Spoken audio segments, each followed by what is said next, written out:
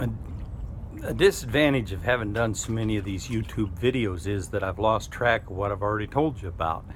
My son Adam prizes these because it'll be a chance for his kids to know something about their grandpa. Alright, so I think I have mentioned that I used to create these weekends for gays and Mormons. Adam doesn't like it to be called gays and Mormons. There was a fair number of fundamentalists of other stripes and a fair number of folks that were not religious and not gay who thought it was interesting. What got inspired here was a book by Scott Peck called The Different Drum, Community Making and Peace. And he describes what happens if you can keep a group of people together. I got to keep moving around to get the sun out of my eyes. If you can keep a group of people together long enough, in the beginning they will speak in generalities, try to be very polite. It's not very rewarding, and that's what church is most of the time, and most social organizations. Blah.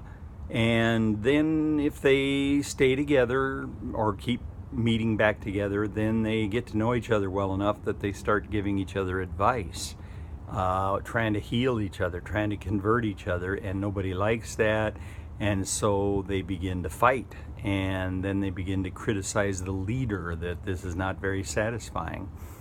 And you pretty much have to let people run at that and exhaust themselves. Now, you don't want to go home at that point because you'll be left with this sense of, boy, people are nasty. But if you stay with it, then after everybody just sort of burns out. You know, everybody's such a blockhead, you can't talk any sense into them. They're just committed to their lives being screwed up. So then people just sort of sit with a sense of futility and emptiness.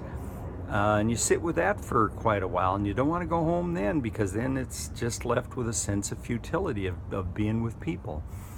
And then once people have sort of burned out on the sense of futility, then a few courageous souls might start to share with the group their concerns. And at this point, everybody's given up on trying to straighten other people out. You can't. They're too stupid. They're too blockheaded. So you just sit and listen to them, and that simple listening, non-judgmental listening, because you ain't got it in you to fix them, you just listen.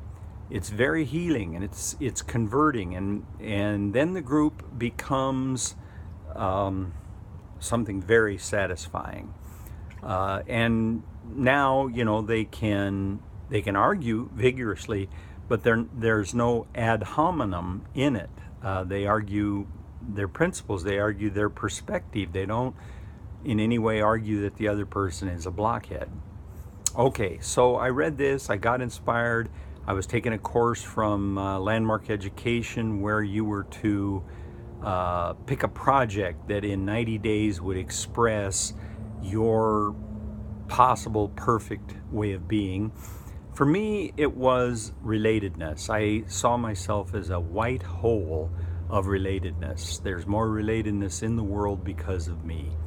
And so I told the group I was going to invite some Mormons and some gay men and go up to a mountain cabin, spend 48 hours together. Everybody thought that was pretty funny.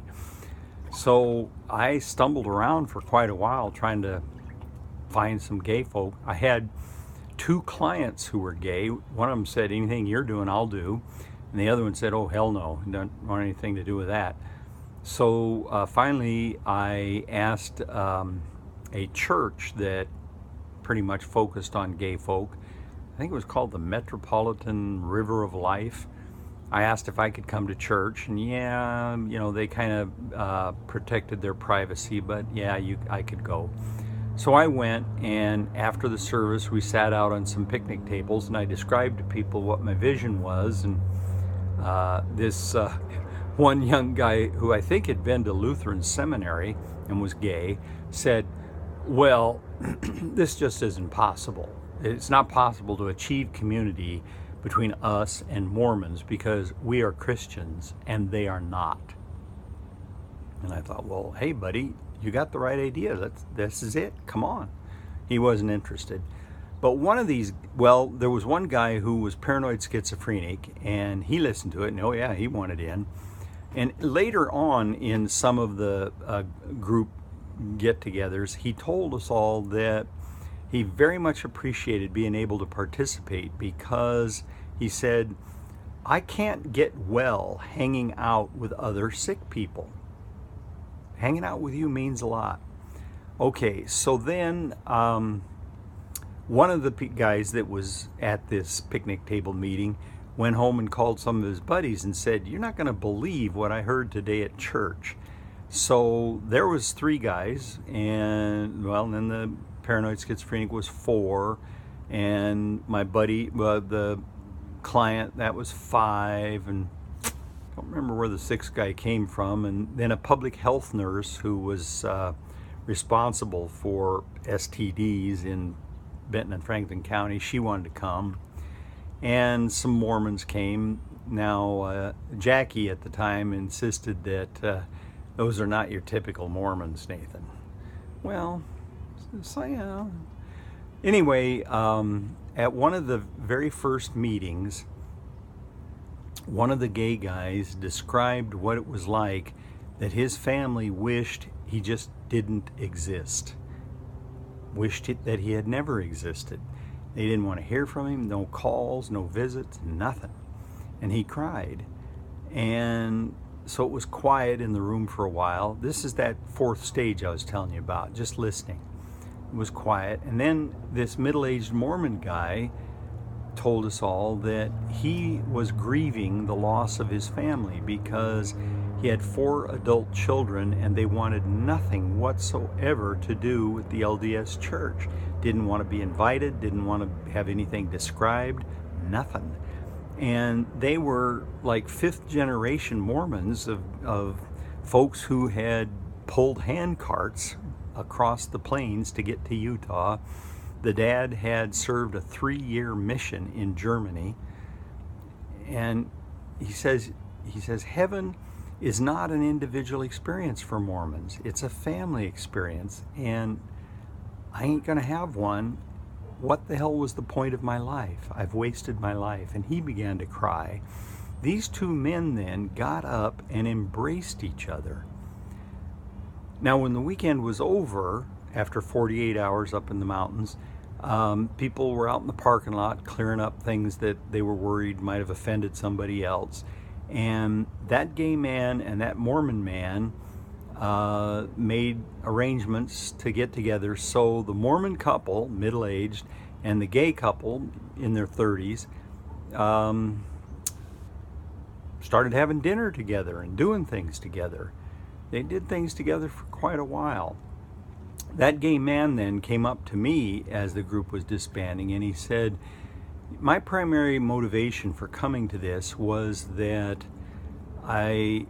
there's too often a young person who is gay and is raised in a tight religious environment will rebel against it, and then he's lost all his anchors and he just acts crazy, goes off to the Castro district and catches AIDS, gets drunk, catches hepatitis C, gets addicted, and ruins himself. And so he said, I was here to let the Mormon parents know that there are resources that could help them support their kids if they find out the dreadful news that their kid is gay.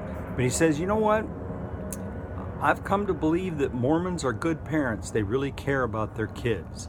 So I'm not worried about Mormons. There were a lot of interesting weekends with those folks. At one of the weekends, that same gay man, on Sunday morning, I said, boy, you look like you've been sleeping on your face all night. He said, I've had a bad night. These folks are just using all kinds of toxic labels on us. You know, love the sinner, hate the sin, blah, blah, blah. And so I said, well, okay, stop sharing. Let's get this in the group.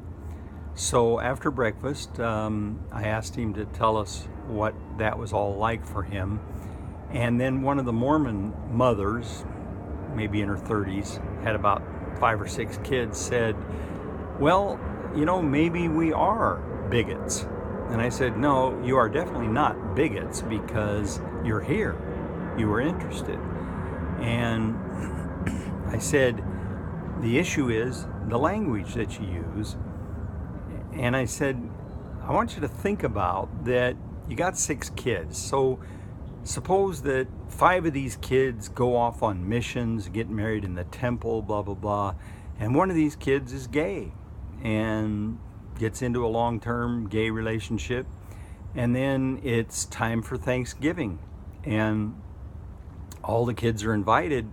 But the 5 kids are celebrated according to your value system, and one of them is not. He's like, we'll try to love him too.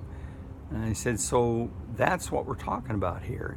And so then she began to share what it had been like in her life, that she was always the second choice. That when she and the man that she married, who was there that day, got interested in each other, at one point he said, I have to go pursue this other girl that I've been really interested in. So he did, and decided no, he was more interested in this gal, and came back. And her boss had made it clear in his hiring choices that she was second choice. And her parents had somehow communicated that she was their second choice. And so things really kind of opened up. I'll tell more stories about these weekends later.